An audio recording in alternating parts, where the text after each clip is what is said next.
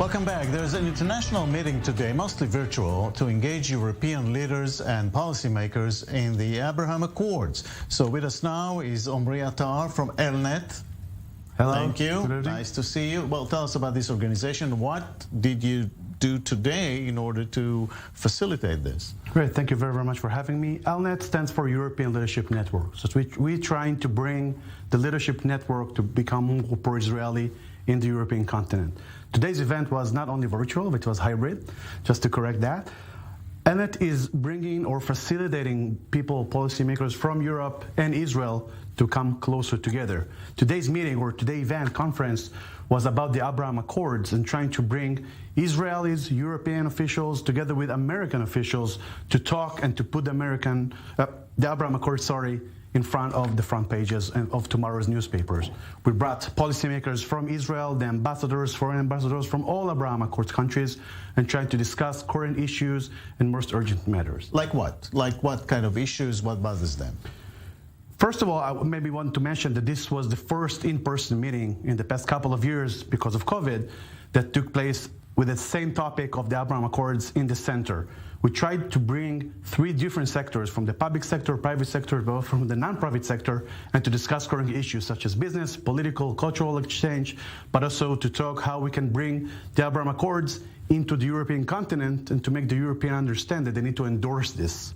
Right. Why? Because it was like an American initiative and you need to bring the Europeans more inside? In some sort. And we understand that without the European endorsement or removing some, I would say, hurdles or elements that differentiate Israel from the Abraham Accords, we need to bring Europe closer to the table, specifically on that topic. Okay. We're talking about business or policy or both? It's much more policy-oriented, but since the Abraham Accords basis was based on business and trade agreements, we do want to differentiate a little bit towards policy-making processes, but also bringing cross-sectors working together on this. Now, any definitive action as opposed to just discussions? That's a great question. That's maybe the main topic of our work.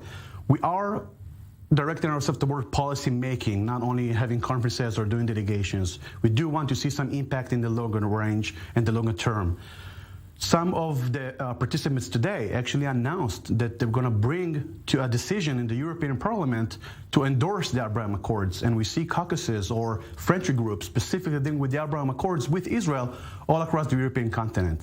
So with the efforts of Eilon and other players in this game, we do believe that more and more European countries will support this Abraham Accords. Right. Give me just a general idea of what kind of fields do you see this cooperation, this triangle of Europe, the Gulf states and Israel working on? Of course. I would say first and foremost the business orientation. Well, Abu Dhabi and Dubai opened the trade attaché in Israel socially and independently from the government. And I think the exchange that we can have, not only in tourism, Israel is left to say that they went to Dubai or Abu Dhabi, but not only on tourism, the business exchange can be enormous for Israeli companies, but also for Emirati companies, but not only. We know the Abraham Accords bringing Egypt and Jordan, although they are not part of the bigger sum of the Accords, closer to Israel. So we see Moroccan involvement, we see Bahrain, we see the UAE, and of course Egypt and Jordan bringing much more businesses and investing in Israeli companies in Israel. Nonetheless, on the policy side, we see the Arabs or the Arab countries from the Abraham Accords want to invest much more in Israel cultural agreements and much more with trade agreements and also with political exchanges. So we see it all around the table right now. Now, there's talk about maybe, bringing in more countries to the Abraham Accords. On the other hand, we know the European policies towards Israel and the Palestinians, very clear, two states and so on. How was that discussed today in a way? Some say it's the elephant in the room, but some say it's the elephant outside of the room. So obviously it is part of the conversation. I think this is why mainly Europe is being reluctant of supporting it or endorsing these accords out loudly and outspokenly. With that said, I think the disconnection the American or the past administration and the American government made of the Israeli-Palestinian conflict with the Abraham Accords made that a success And that doesn't mean that they don't need to discuss the conflict or to deal with it.